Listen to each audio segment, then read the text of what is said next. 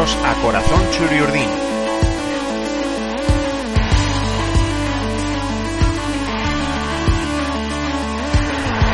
El podcast en el que escucharéis historias sobre la historia de la Real Sociedad.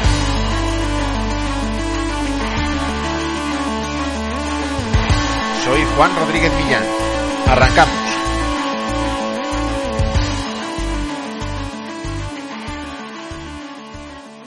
Si hay un jugador que ha sabido encontrar su camino después de dejar la práctica del fútbol profesional en una carrera bien distinta, ese es Zuaitz Gurruchaga.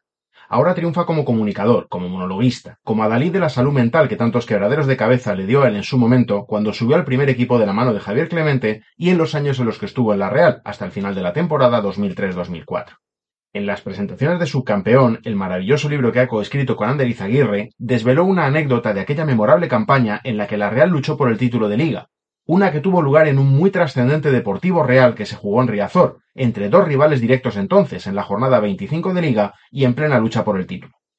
El equipo Churiurdin era segundo con 54 puntos, a 3 del líder, el Real Madrid, y 3 por delante del propio equipo gallego, que ya había arrancado un empate de Anoeta en la primera vuelta. Antes de entrar en los recuerdos de Gurruchaga, hay que hablar de la situación de la defensa de Reinald de Noé. Schürrer, fichaje de aquella temporada, se había lesionado semanas atrás, y en aquel Real Sociedad Alavés que se jugó en marzo, se produjo el último partido del curso del argentino. Era el habitual titular junto a Igor Jauregui, pero este había visto ante el Villarreal la quinta amarilla de la temporada, lo que le impedía también jugar en Riazor. Cuarme, el tercero en discordia y casi tan titular al final como los dos anteriores, era seguro para enfrentarse al Depor, pero quedaba la duda de quién sería el otro central. En aquella plantilla de la Real ya habían aparecido sobre el césped 21 futbolistas, pero había dos que todavía no habían debutado, curiosamente los dos centrales, Picabea y Gurruchaga. En el caso de nuestro protagonista, su último partido había tenido lugar justo un año antes, el 24 de marzo de 2002. Roberto Olave, en su brillante, breve y salvadora etapa en el banquillo realista, le colocó como titular en Mallorca, en un partido que se ganó por 0-2, ambos tantos de Darko Kovacevic, que también tiene su importancia en esta historia. Durante las 2 semanas previas al partido de Riazor, dado que hubo parón de selecciones, De Noé dejó claro en sus entrenamientos que Gurruchaga iba a ser el central escogido, y lo confirmó ante la prensa antes de viajar a tierras gallegas. Es una decisión meditada y consensuada entre los técnicos teniendo en cuenta muchos factores. Siempre es un riesgo meter a un jugador que lleva tiempo desconectado, pero es el mismo riesgo que asumí con Boris y que se asumió la temporada pasada con Nihat, explicó el técnico francés. En las 24 jornadas anteriores, Gurruchaga solo había formado parte de la convocatoria en 11 ocasiones. Tan poca práctica tenía en la dinámica de grupo que al bueno de Gurru se le olvidó coger la bolsa de deporte en la que llevaba su ropa. Y eso que el central Churiurdin era un hombre de costumbres, por ejemplo la de intentar subirse el último al autobús.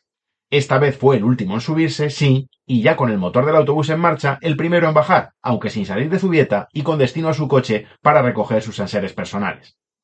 Ahora sí entra en juego el relato de Gurruchaga.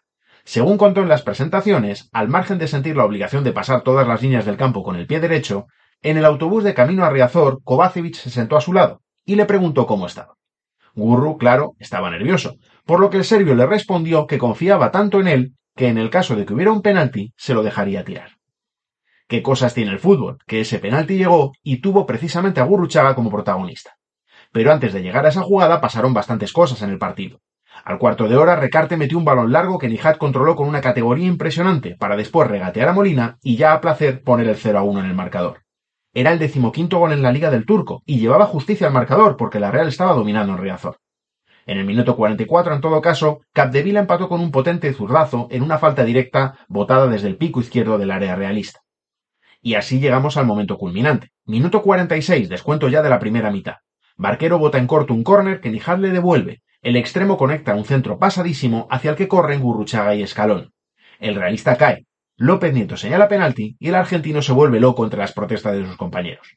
Kovacevic no cumplió la promesa del autocar y no le cedió el balón a Gurruchaga. Fue el quien disparó con mucha potencia y al centro, pero con Molina ya batido, el balón lo repelió el larguero con violencia. En cuanto el balón salió del área, el colegiado señaló el descanso ante el escándalo que montaba Riazor. Gurruchaga se había librado de ir a los 11 metros y hasta tuvo una ocasión de gol mediada la segunda mitad que podría haber sido el 1-2, pero aún le quedaba algo de infortunio en el partido. En el minuto 37 de la segunda mitad, Fran conectó un disparo desde fuera del área. Gurru se lanzó para taparlo, bien, y el balón rebotó en su pierna derecha, con tan mala suerte que desvió su trayectoria pero no la alejó de la portería. Solo sirvió para despistar a un Westerveld que no pudo hacer nada para evitar el 2-1. La Real perdía el partido y el average particular ante el Depor, que se colocaba así segundo en la tabla. En el penalti y en el segundo gol nos ha apoyado la Virgen de Pastoriza, decía tras el partido el entrenador del Depor, Javier Irureta. Ha sido una pena, muy mala suerte, reconocía Gurruchaga, que pese a todo se mostraba satisfecho con su debut en aquella temporada.